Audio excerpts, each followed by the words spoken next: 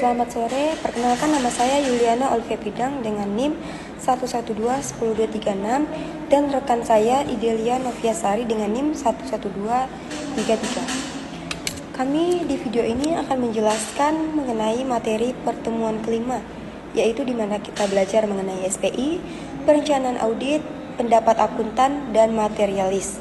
Yang pertama-tama kita pelajari yaitu SPI. Kepanjangan dari SPI ini adalah Sistem Pengendalian Inter, yang dimana merupakan suatu struktur pengendalian dari kebijakan dan prosedur yang diciptakan untuk memberikan jaminan yang memadai agar tujuan organisasi dapat tercapai. Kemudian masuk kepada konsep-konsepnya. Di sini konsep dasar SPI ada 3, yaitu tanggung jawab manajemen, kepastian wajar, dan keterbatasan. Kemudian kita harus mengetahui apa itu tujuan dasar SPI. Kita masuk kepada tujuan SPI. Di sini ada tujuan pokok dan tujuan lain. Kita bahas tujuan pokoknya dulu, yaitu menjaga kekayaan, mendorong efisiensi. Nah, mendorong efisiensi ini sendiri yang dimaksudkan adalah memungkinkan seseorang untuk mendorong produktivitas dan pendapatan hasil yang lebih tinggi, meskipun dengan usaha yang praktis. Kemudian selanjutnya mendorong dipatuhinya peraturan dan kebijaksanaan. Dan terakhir mengecek ketelitian dan keandalan data. Keandalan data ini dimaksudkan adalah data yang telah dicek kebenarannya. Sedangkan tujuan lain SPI yaitu yang pertama adalah otorisasi tepat. Maksudnya itu adalah fungsi manajemen yang berhubungan langsung dengan tanggung jawab pencapaian tujuan organisasi. Kemudian yang kedua itu transaksi dicatat, ketiga klasifikasi tepat, yang keempat dinilai tepat, yang kelima dicatat tepat waktu, yang keenam transaksi sah, dan yang terakhir adalah dimasukkan dalam catatan tambahan. Masuk kepada elemen dari SPI. Yang pertama yaitu lingkungan pengendalian. Yang dimaksudkan ke dalam lingkungan pengendalian ini adalah pembentukan suasana organisasi serta memberi kesadaran tentang perlunya pengendalian bagi suatu organisasi.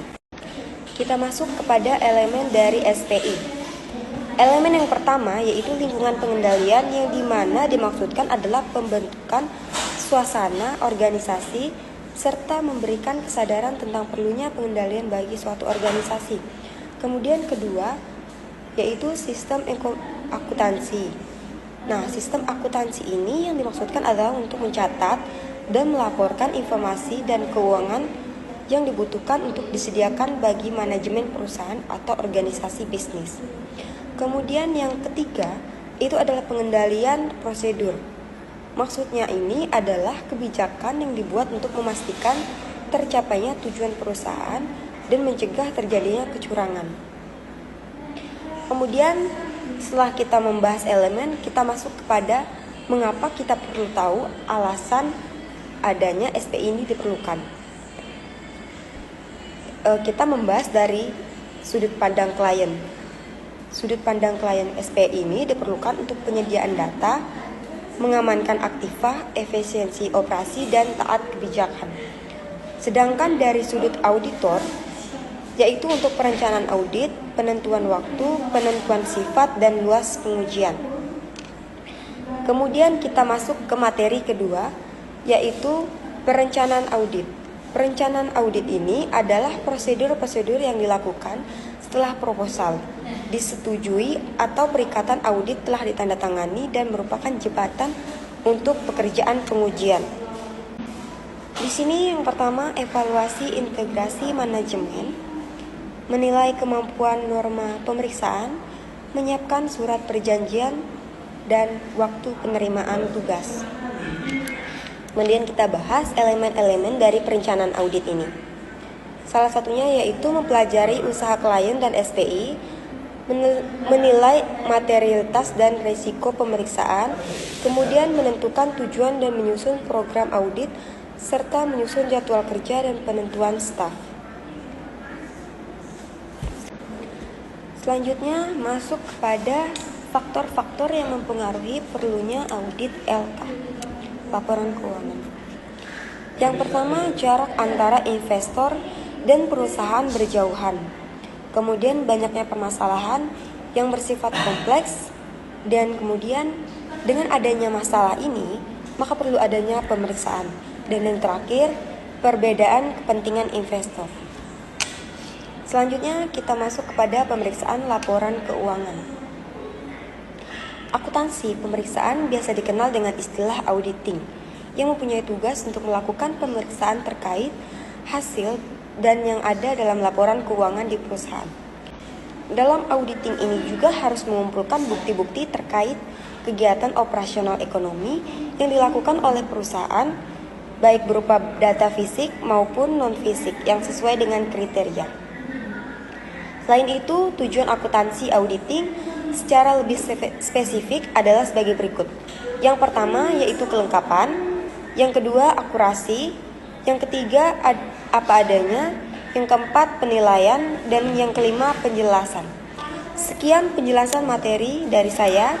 Selanjutnya akan dilanjutkan oleh rekan saya Idelia Noviasari. Selanjutnya akan dijelaskan oleh saya Idelia Noviasari dengan NIM 11210233. Pemeriksaan laporan keuangan. Manfaat dari pemeriksaan laporan keuangan bagi internal. Yang pertama, dapat mencegah dan menemukan kecurangan oleh pihak yang diaudit di perusahaan. Yang kedua, memberikan evaluasi terhadap tujuan, kebijakan, peraturan, dan struktur organisasi yang ada sebelumnya. Yang ketiga, memberikan dasar atas asersi atau pernyataan manajemen terhadap laporan keuangan agar lebih dipercaya dan lebih aktual. Selanjutnya, manfaat pemeriksaan laporan keuangan bagi eksternal. Yang pertama, memberikan dasar atas asersi yang aktual di dalam perusahaan untuk klaim asuransi yang sudah terjadi karena faktor tertentu. Yang kedua, memberikan asersi agar dapat meyakinkan kreditur dengan memberikan pinjaman tanpa adanya kecurangan. Yang ketiga, membuat suatu asersi yang independen kepada konsumen, reseller, ataupun distributor, serta marketing. Selanjutnya ada fase pemeriksaan laporan keuangan. Yang pertama, penerimaan tugas pemeriksaan. Kedua, perencanaan pemeriksaan. Yang ketiga, pelaksanaan pemeriksaan. Dan yang keempat, yaitu pelaporan hasil temuan. Selanjutnya, kesalahan dan penyimpangan dalam laporan keuangan. Yang pertama, error, yaitu kesalahan tidak disengaja. Dan yang kedua ada irregularities atau penyimpangan, yaitu kesalahan yang disengaja. Selanjutnya ada kriteria penyimpangan. Yang pertama, kesalahan penerapan, yaitu misapplication. Yang kedua, kesalahan penyajian, misrepresentation. Yang ketiga, manipulasi catatan dan dokumen pendukung. Dan yang terakhir ada penghapusan yang bisa disebut dengan omissions. Selanjutnya, jenis pendapat yang diberikan akuntan. Yang pertama ada wajar tanpa syarat, yaitu unqualified opinion, yaitu pendapat ini diberikan jika dalam suatu elemen laporan keuangan menyajikan secara wajar posisi keuangan, hasil usaha dan perubahan posisi keuangan sesuai dengan prinsip akuntansi yang lazim dan diterapkan secara konsisten. Nah, yang kedua ada wajar dengan syarat atau qualified opinion. Dalam OPI ini, auditor akan memberikan pendapat bahwa secara umum laporan audit dan keuangan yang disajikan sudah wajar. Namun, dari semua hal yang material, terdapat suatu penyimpangan atau kekurangan pada pos tertentu sehingga harus dikecualikan. Dan yang ketiga, ada pendapat tidak wajar atau adverse opinion. Pendapat ini diberikan jika dalam elemen laporan keuangan yang disajikan ditemukan ketidakwajaran yang material. Yang keempat, tidak memberikan pendapat, yaitu disclaimer opinion. Pendapat ini diberikan jika pertama, terdapat ketidakpastian yang luar biasa. Kedua, akuntan tidak bebas hubungannya dengan klien. Yang ketiga, dibatasi luas ruang lingkupnya pemeriksaan. Selanjutnya ada konsep materialities. Adalah konsep yang sama yang digunakan baik dalam akuntansi maupun dalam audit. Nah, dalam akuntansi, materialitas digunakan untuk menentukan apakah suatu informasi dalam laporan keuangan memiliki pengaruh yang signifikan pada keputusan penggunaan laporan keuangan. Nah, ada terjadi risiko pemeriksaan. Contohnya ada risiko bawaan atau inherent risk. Contoh, usaha sejenis misalnya faktor persaingan. Kedua, kompleksitas pengakuan pendapatan. Nah, contohnya pengakuan pendapatan dengan perhitungan kompleks dan berpotensi mengandung risiko bawaan adalah metode presentasi penyelesaian yang biasa digunakan oleh jenis usaha real estate atau developer ataupun metode pengakuan pendapatan atas kontrak lainnya yang lamanya melewati 1 tahun buku. Selanjutnya ada kesulitan dalam menakar akurasi perhitungan revenue. Misalnya menggunakan cadangan bad debt dan yang angka presentasinya menggunakan estimasi termasuk write-off-nya. Selanjutnya yang kedua ada risiko penerimaan atau detection risk. Nah, ada 4 faktor yang berpotensi menghasilkan risiko penerimaan yang tinggi, yaitu pertama, salah mengaplikasikan prosedur audit. Yang kedua, salah menginterpretasikan hasil audit. Yang ketiga, salah memilih metode uji. Dan yang keempat, pengujian CR yang kurang intensif.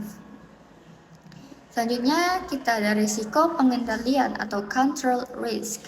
Adalah risiko yang bisa timbul akibat kelemahan sistem pengendalian intern atau SPI audit, entah karena desainnya yang lemah atau pelaksanaannya yang tidak sesuai desain, tidak mampu mencegah potensi salah saji bersifat material dan atau penggelapan yang bisa disebut dengan fraud. Nah, selanjutnya kesimpulan dari materi yang kita bahas ini adalah akuntansi pemeriksaan ini biasa disebut dengan kegiatan auditing. Kegiatan ini melakukan evaluasi terhadap hasil dari laporan keuangan yang sudah dibuat oleh manajemen perusahaan.